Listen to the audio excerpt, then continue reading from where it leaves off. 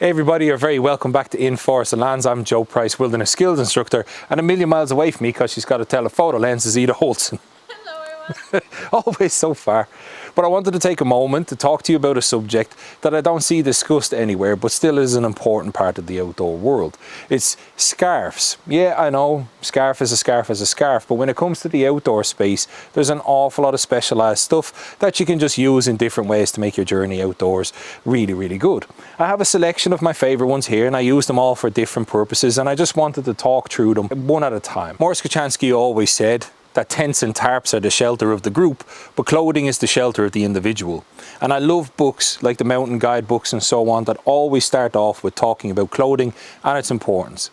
And the scarves do play a role in that. So the first one I wanted to talk about, this is the Stanley, the ubiquitous Shag. And this is a proper Shag. This one is made by 511, and you can see the size of it. I know I'm touching it off the microphone there.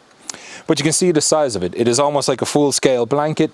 It has 1,000,001 uses, and I don't need to really get into them. But if you're going to buy a Shag, don't buy it from your local H&M, don't buy it from your local Lindex with skulls and different colours.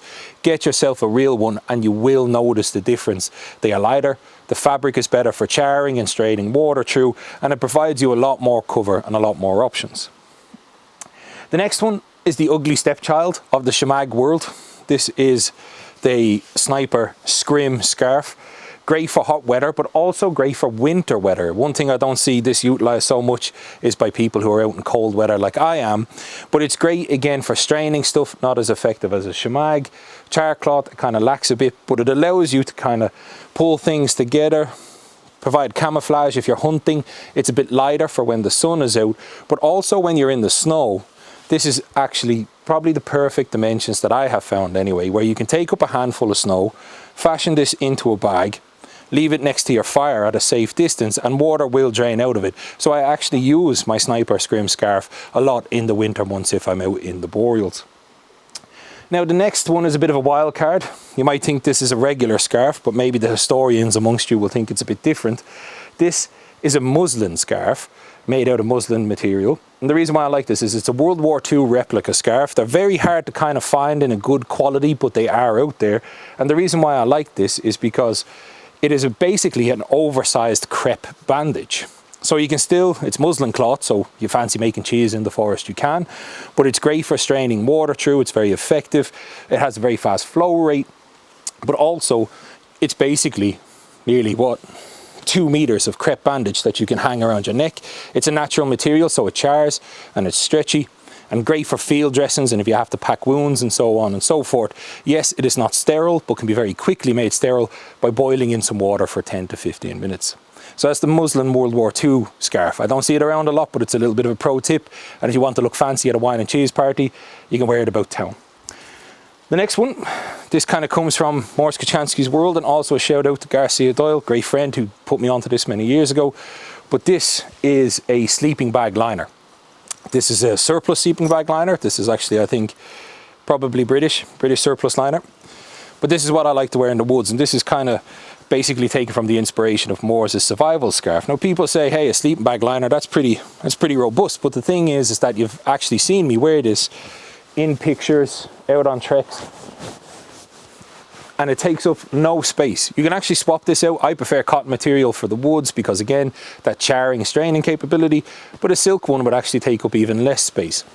The reason why I use the sleeping bag liner is there's a load of reasons, but you can use it for browse beds, you can use it to line your sleeping bag, you can pair it up with a survival bivvy if you have it in there and give yourself that extra bit of warmth, but also as well, it allows to prevent against hypothermia if I'm out with several other people in the woods. I always choose one. You can choose one with no zip. With a zip, it doesn't really make a difference. We're not out here walking the Balenciaga catwalk in the forest.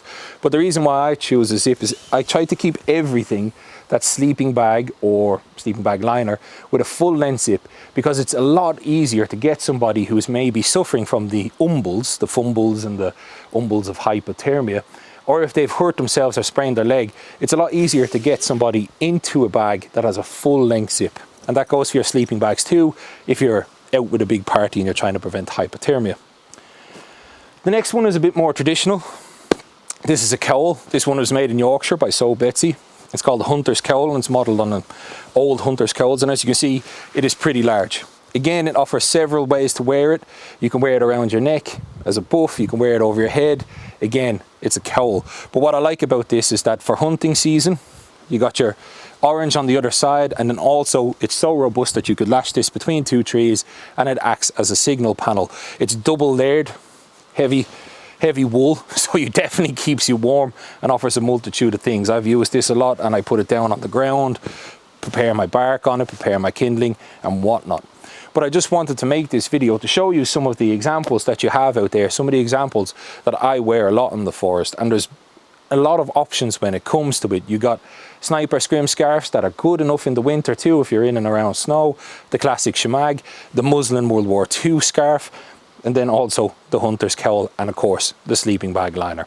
So there you go. I hope that actually helps some of you on your journey. You know, when you're outside, you can bring a scarf. Anything that has more than 3 uses is always worth looking at in the forest. And until next time, peace.